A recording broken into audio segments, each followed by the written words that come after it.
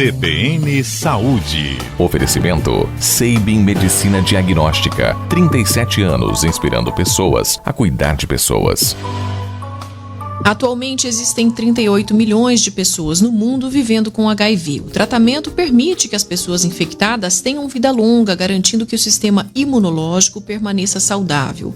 Mas as autoridades em saúde destacam que muitas pessoas permanecem sem diagnóstico. Em 2019, foram 1.700.000 novos infectados pelo HIV no mundo. A prevenção à doença ganha mais destaque no mês de Dezembro Vermelho. Por isso, eu e o Marcos Moura, nós conversamos agora com a médica infectologista do Sistema Apvida, Ana Raquel de Sene. Bom dia, doutora. Bom dia. Obrigada pelo convite. Bom dia, doutora. Vou iniciar aqui a entrevista com uma pergunta muito interessante. A gente fez uma pesquisa para poder compor essa pauta e nesses últimos meses houve um avanço no tratamento das pessoas que vivem com HIV em relação à medicação. No mundo, segue-se uma tendência de retirar uma das drogas, o tenofovir, que é do tratamento mais atualizado da doença. Por que essa droga está sendo retirada? Quais são os efeitos dela a longo prazo? E como foi esse estudo que permitiu a retirada dessa medicação? Já tem assim alguns meses que foram feitos alguns estudos que viram com tratamento com 3 drogas, né, que era nosso tratamento de escolha para os casos iniciais, que era o tenofovir, lamivudina e o dolutegravir, que retirando o tenofovir, a evolução dos pacientes foi a mesma, não tinha prejuízo. E muitos serviços já adotaram essa conduta, né? E o que a gente fala em tratamento simplificado. Só que com essas 3 drogas a gente tinha 2 comprimidos, retirando o tenofovir, ficariam 3 comprimidos. E agora essa possibilidade dessa combinação nova, que será só um comprimido.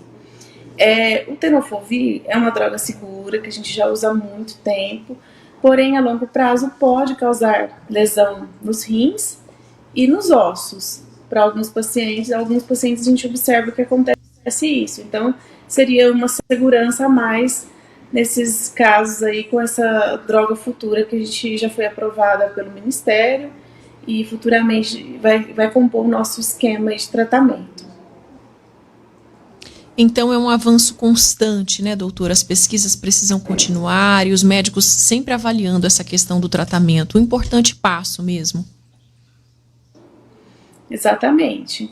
Então nós vimos assim, lá da época do que não tinha droga nenhuma, depois entrou o AZT, né, anos 80, 90, depois o coquetel, que eram 20 a 30 comprimidos por dia, que no início foi ótimo, né, para os pacientes, depois apareceram os efeitos adversos, a dificuldade de adesão, e foi evoluindo, né, a possibilidade de uma droga, depois com a incorporação dessa classe de drogas que a gente tem, o dolutegravir muito potente, que a gente vem vivendo só benefícios, e agora essa possibilidade mais simplificada, e aí a curto prazo provavelmente será incorporado medicações injetáveis, que vai fazer o uso uma vez ao mês ou a cada 2 meses, e assim está evoluindo, né, com a perspectiva de vida desses pacientes cada vez melhor.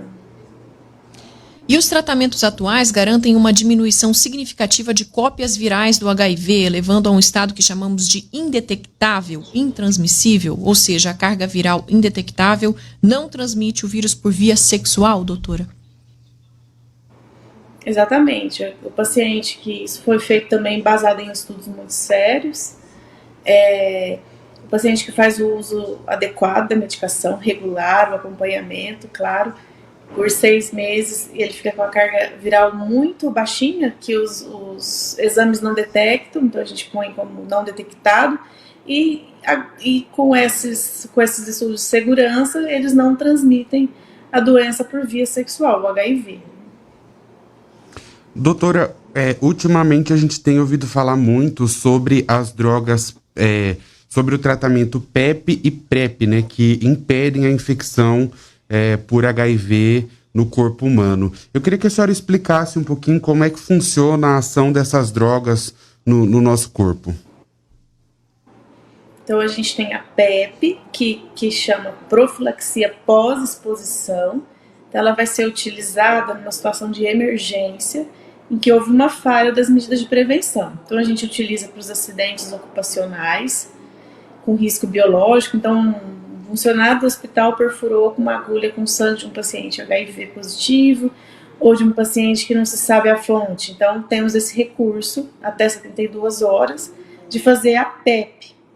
Tem também a exposição de risco, né? Violência sexual, ou rompeu a camisinha, né? Essa situação, temos essa segurança de procurar o serviço de saúde. Então é emergência, então está disponível nos pronto-socorros, né? Eventualmente para a noite, para o final de semana, ou nos serviços de referência no horário comercial. Então ela vai ser utilizada por 28 dias, é o comprimido que a gente usa atualmente para o tratamento, e vai ser feito um segmento após isso. Aí, a PrEP já funciona um pouco diferente, é uma prevenção pré-exposição, por isso PrEP. Então, é um tratamento. Então, tem os pacientes que são elegíveis, a gente fala que são os grupos mais vulneráveis, de exposição sexual, com exposições de risco. Ele vai fazer um segmento sério, vai usar medicamento todos os dias, vai ser acompanhado a cada 3, 4 meses com testes e avaliando o perfil, né, se tem indicação ainda de manter esse tratamento. Doutor, o desafio ainda está na falta de diagnóstico? Eu acredito que assim, a gente fala hoje que a prevenção, o diagnóstico precoce está incluído na prevenção. Quanto mais cedo a gente faz prevenção e tratar, não vai transmitir, né? Indetectável é igual intransmissível, mas acredito que às vezes falta um pouco de informação, ainda a gente tem muito preconceito, muita dificuldade de, por exemplo, não vai numa consulta de rotina, vai pedir glicemia, colesterol e as sorologias, que são pessoas com vida sexual ativa, necessita fazer. Então isso ainda tem um pouco de pudor, de chegar a essa informação. Então acredito que essa falta de informação que ainda é um dos maiores desafios para a gente controlar de maneira mais adequada o HIV. É interessante a senhora falar sobre essa questão da testagem, né, para doenças sexualmente transmissíveis, e falar também sobre o crescimento do HIV na terceira idade, né, depois do advento das drogas que estimulam, né, a circulação sanguínea, como por exemplo o Viagra, né, houve um aumento do número de casos em pessoas da terceira idade, em pessoas idosas. E a melhor prevenção para o HIV é sempre a testagem, né? E nós, aqui em Mato Grosso do Sul, Campo Grande, nós observamos uma queda em 2020 e em 2021 em relação ao número de diagnósticos. Como é que a senhora vê o impacto disso nos próximos anos em relação à falta da testagem? Porque as pessoas, por conta da pandemia, já procuravam pouco a testagem e, após a pandemia, passaram a procurar menos ainda. Quais podem ser as consequências disso para o futuro, para os próximos anos? Realmente, com a pandemia, houve uma menor procura pelas testagens. Isso pode refletir no aumento de casos. A gente viu que assim, a gente mantém, né, uma constante aí de número de casos no Brasil. Teve até uma leve queda aí de óbitos, mas isso sempre vai ter que ser trabalhado.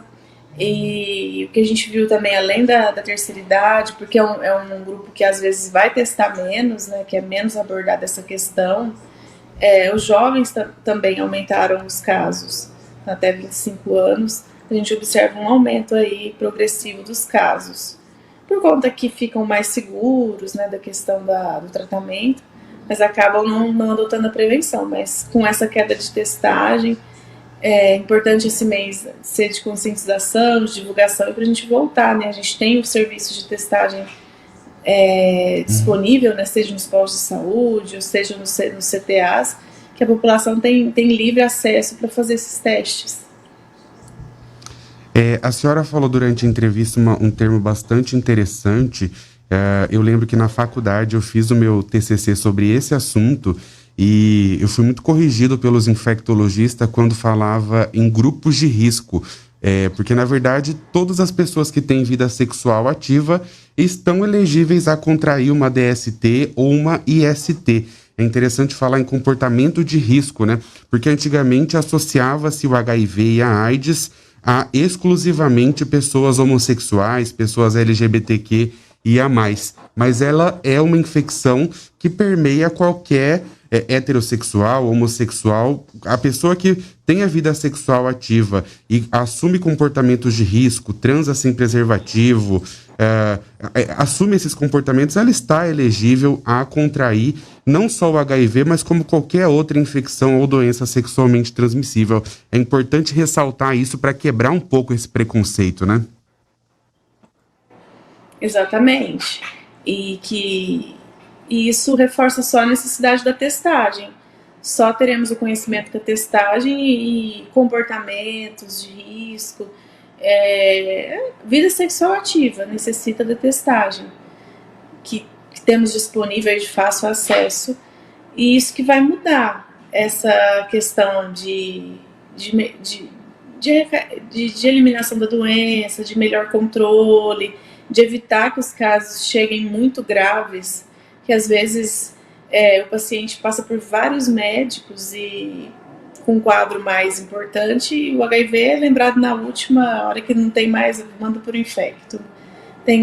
Todos os recursos esgotaram e às vezes a gente resolveria aí com antibiótico, resolvendo de forma mais rápida a doença.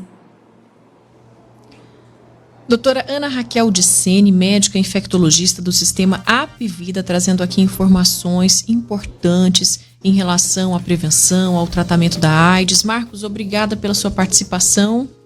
Obrigado, Dani. Obrigada, doutora.